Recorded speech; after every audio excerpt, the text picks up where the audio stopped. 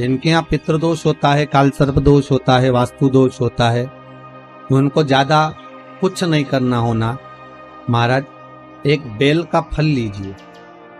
क्या लेना है? बेल का फल, बेलपत्री का जो फल होता है उसको ले लो।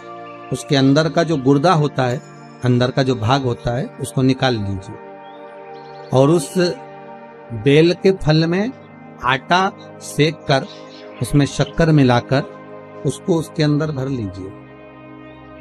अमावस्या के दिन सुबह 10 बजे से पहले उस बेल फल में, जिसमें तुमने पंजेरी भरी है, आटा सेक कर भरा है शक्कर के साथ में, उसको अपने घर में घुमाने के बाद में जिसको काल सर्प दोष बताया है, पितृदोष बताया है या वास्तु दोष का स्मरण बताया है, घर में सब दूर घुमाकर अपने परिवार का हाथ का स्पर्श कराकर पीपल के पेड़ के नीचे तक खड्डा खोदकर उस बेलपत्र के उस फल को दाब दीजिए।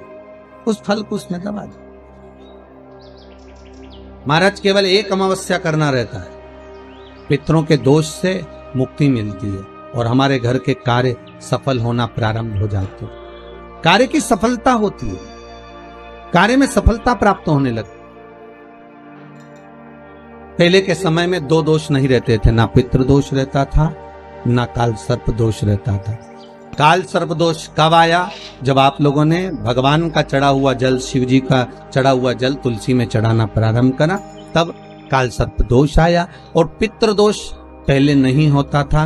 क्यों? क्योंकि लोग घर के मटके में से, घर के हंडे में से, घर के परिंडे में से लोटा भरकर पानी लेकर जाते थे और शंकर को चढ़ाते थे। घर का जो रसोई घर होता था वो बीच केंद्र में होता था, रसोई घर घर के मध्य में होता था। तो वहां से जब पानी लेकर जाते थे, परिंडा, मटका, हंडा पितरों का स्थान माना गया है। वहां से जब पानी भरते और ले जाकर शंकर जी को चढ़ाते तो पूरे घर में से पानी निकलकर जब शिव को चढ़ने के लिए जाता था तो पूरे घर का वास्तु दोष, पितृदोष समाप्त हो जाता था। अब आज के जमाने में मंदिर का लोटा उठाकर मंदिर का पानी भरकर शंकर जी को चढ़ा देते हैं तो ना वास्तु दोष समाप्त होता है, ना पितृदोष समाप्त होता है, ना काल सर्प दोष समाप्त होता है।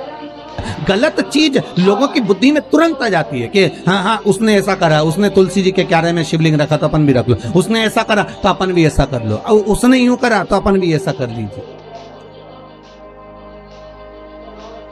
पर शंकर की कथा करें नहीं भाई, ये थोड़ा वंचिता होना चाहिए। महाराज जो शास्त्र सम्मत हो उसका स्मरण करना चाहिए।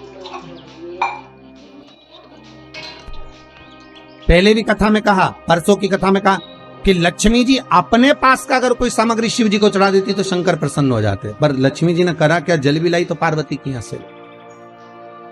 लक्ष्मी जी अगर जल लेकर आ रही है तो पार्वती की यहां से ले। आपके पास में जो है आप शंकर को वो समर्पित करो। आपके पास में जो हुआ वो शंकर को दीजिए।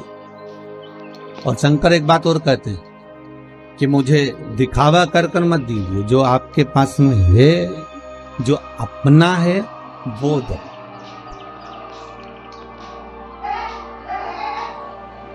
और जो श्रेष्ठ हो, श्रेष्ठ जो श्रेष्ठ है वो दो। कहा मात्र एक चावल का दाना, कितना? जम के बोलिए। एक चावल का दाना शंकर जी को चढ़ाओ, पर आखा चढ़ाओ। कैसा चढ़ाना है? आखा, मतलब खंडित नहीं होना चाहिए। एक बेलपत्र शिव जी को चढ़ाओ, पर आखी चढ़ाओ। 4 दिन में आज हमारा दिल बड़ा खुश है। 5वें दिन उसका एक कारण है। 5 दिन से 4 दिन से शंकर जी पे जो बेलपत्र चढ़ रही थी पोथी पर, वो सब जजमान जो तोड़ कर दे देते थे, खंडी, टूटी फूटी सब चढ़ जाती।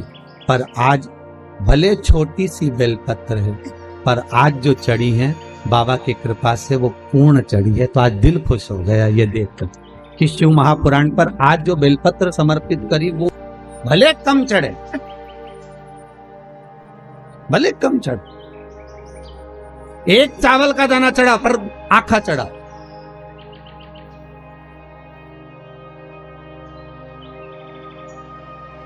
आज हमें बड़ी खुशी मिली है इस व्यासपीठ पर आए, जब बेलपत्री थोड़ी सी हाथ में आई तो देखा कि भले छोटी सी है पर सुंदर कितनी है।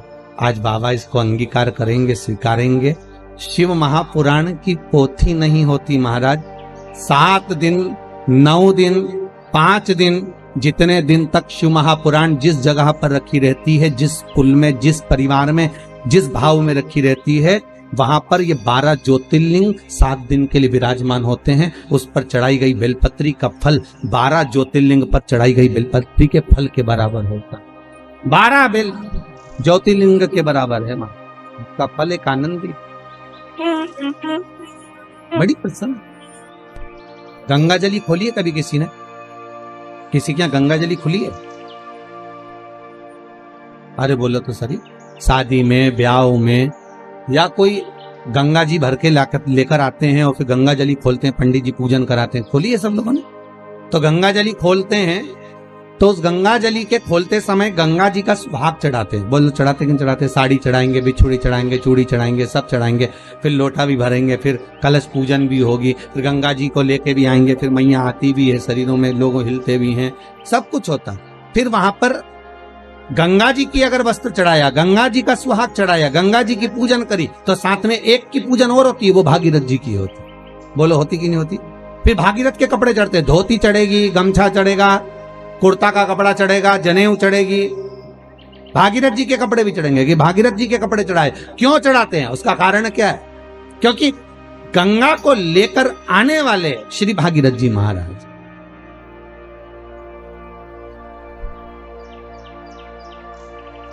अगर हम केवल गंगा की आराधना कर लेंगे तो गंगा उतना फल नहीं देगी जितना देना चाहिए। अगर हमने भागीरथी गंगा का स्मरण करा कि हे भागीरथ महाराज, आप गंगा को लेकर आए थे, 60,000 काकाओं के उद्धार के लिए लेकर आए, राख के ढेर बन गए थे संत के, केवल एक दृष्टि से वो राख के ढेर बने 60,000 काकाओं का उद्धार। हे गंगा मैया, भागीरथ जी महाराज लेकर आए गंगा को। तो इसलिए हमारा हिंदू धर्म कहता है कि जब गंगा जली खोली जाती है, गंगा की पूजन करी जाती है, गंगा जली का उत्सव जब करा जाता है, तो सबसे पहले भागीरथ की पूजन करी जाती है कि भागीरथ महाराज इस गंगा को लेकर आए हैं। तो हे भागीरथ जी, आप गंगा को लेकर आए, आप ही से सीखकर हम गंगा जी को हरिद्वार से, प्रयागराज से, इलाहाबाद से हम भरकर लेकर आए हैं। ऐसी कृपा करना गंगा मैया, जैसे आपने भागीरथ बाबा के 60,000 काकाओं का उद्धार करा था, वैसे हमारे पूर्वजों का भी उद्धार कर देना। इस भाव से हम गंगा जी की पूजन करते हैं, भागीरथ के साथ। अकेली गंगा नहीं पूजते हम, अकेली गंगा का स्मरण नहीं करते, हम भागीरथी गंगा का स्मरण करते हैं, हम विष्णुपदी का स्मरण करते हैं। थोड़ा दो भगवान को, पर अच्छा।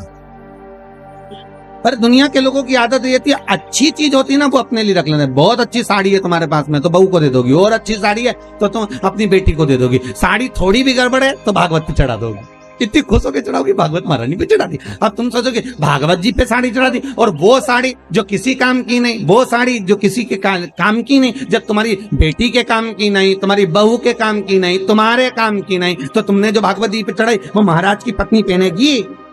अरे बोलो तो कहीं नहीं पहना। पर एक चढ़ाओ, पर अच्छा चढ़ाओ, एक चावल का दाना चढ़ाओ, अच्छा चढ़ाओ, एक बेलपत्र चढ़ाओ भगवान को, पर वो अच्छी चढ़ाओ, एक पुष्प चढ़ाओ, अच्छा चढ़ाओ, एक वृक्ष की पत्ती चढ़ाओ, पर अच्छी चढ़ाओ, एक दुर्वा चढ़ाओ, पर अच्छा चढ़ाओ, एक लोटा पानी चढ़ाओ, पर अच्छा चढ़ाओ, दिल से चढ़ाओ। हमें नहीं लेना मंदिर का पानी, हमें नहीं चाहिए मंदिर का जल, हमें तो घर से लेकर जाएंगे, भले इतना सा लेकर जाए, वो चढ़ाओ। देव आप बाबा को एक अक्षत का दाना दीजिए, बड़े प्रेम से दीजिएगा, बड़े भाव से।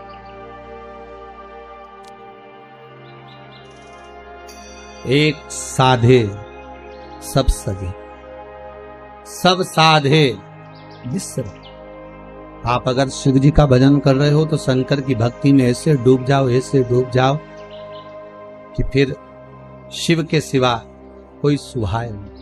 शंकर की भक्ति में ऐसे डूब जाओ, हर एक में शंकर दिखे। कृष्ण की भक्ति में ऐसे डूब जाओ कि हर एक में कृष्ण नजर आए। राम की भक्ति में ऐसे डूब जाओ कि सब जगह राम नजर आए। पर जितना एक जगह पर आप जाते रहोगे, वहां से आपको जो प्राप्त होगा वो सुख का आनंद ही कर देगा। सुखानंद